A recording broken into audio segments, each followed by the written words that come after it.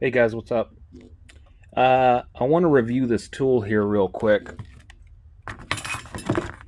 It's the Makita XRJ05 series of cordless reciprocating saw.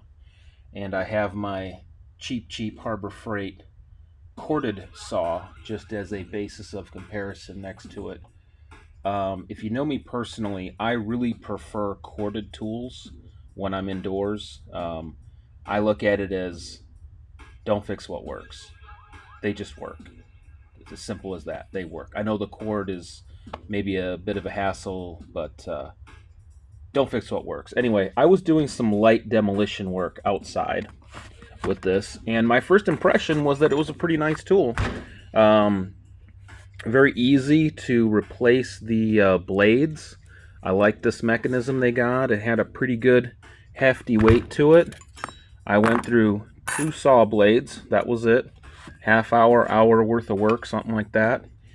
And this piece, which goes here, decided to leave the tool.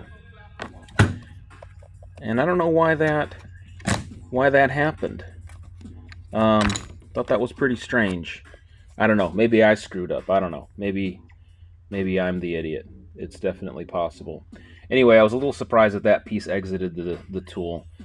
It runs really smooth, cut great. 4 amp hour battery is not enough. It's actually not nearly enough. This thing really sucks down the juice out of the battery.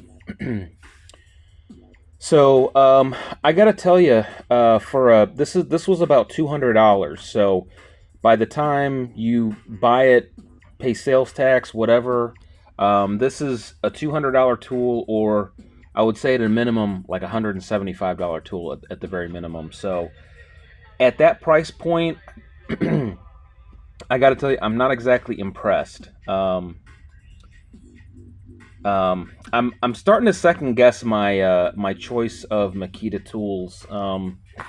I've always liked them in the past. I am not a contractor. I am not using these tools for, framing a house. I'm not doing any heavy work with these things. But I gotta tell you, dollar for dollar, something like this is way better than something like this. So I'm kind of like, well, I'm not dissatisfied completely with it, but I don't know. It just seemed like, when this piece left the building, I was a little astonished by that.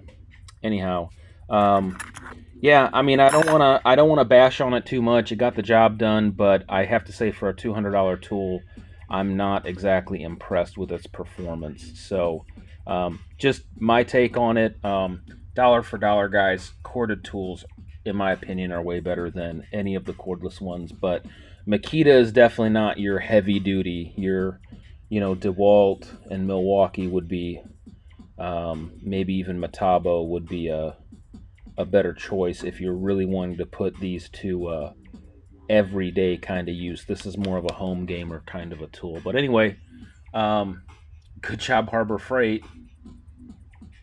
Okay at best job, Makita, I guess. So anyway, just my 2 cents. I only got through 2 saw blades with it. That was the extent of my testing. Like I said, half hour of fairly heavy use, and that's where we're at. So that's what you get for $200, and then you're going to spend another $100 in batteries at least, if not 200, because you're going to need more than just a couple of these batteries.